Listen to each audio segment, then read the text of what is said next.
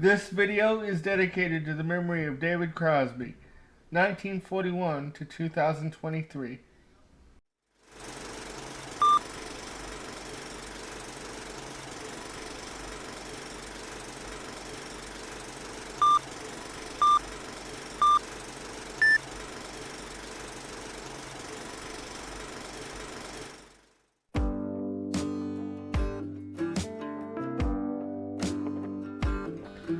Good morning, everybody. We're going to conclude the week of reviews with our look at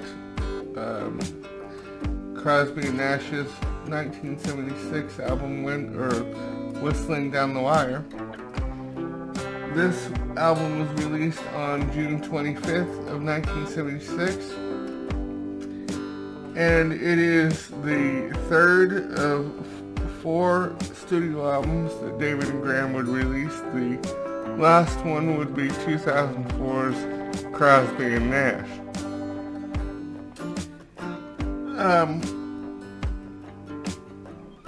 This is the album that came directly after the recording of Wind on the Water, and as a matter of fact, it has some of the same musicians that were on Wind on the Water, including Russ Kunkel, Danny Kortchmar, Tim Drummond, and others. I have several favorites on this record. As a matter of fact, I like all of the record, but my particular favorites are Spotlight, Foolish Man, Taking It All, and Into the Darkness. And there's an instrumental on here called, I think, Dancer.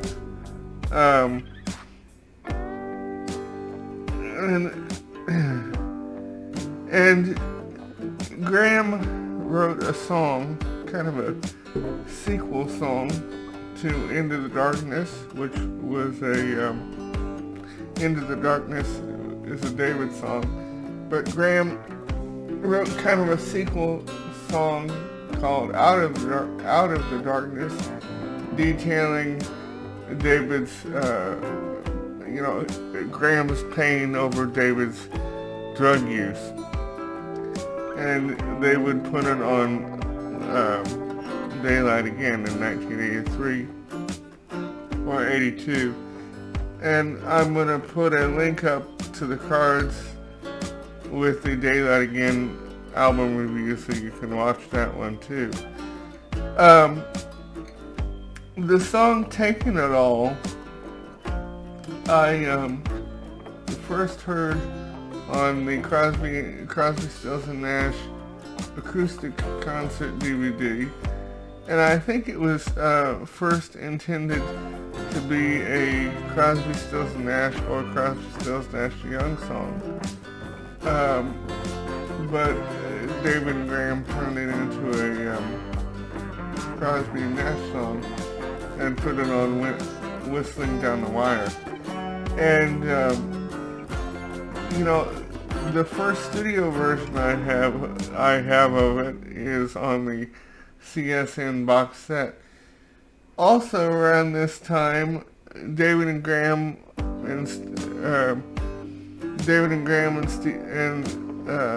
were invited to participate in the recording of Neil and Stephen's Long May You Run record, but Neil and Stephen wiped David and Graham's vocals from the tracks because I guess they were dissatisfied with them, which understandably ticked David and Graham off royally, and they didn't speak to Stephen and Neil for quite some time after that.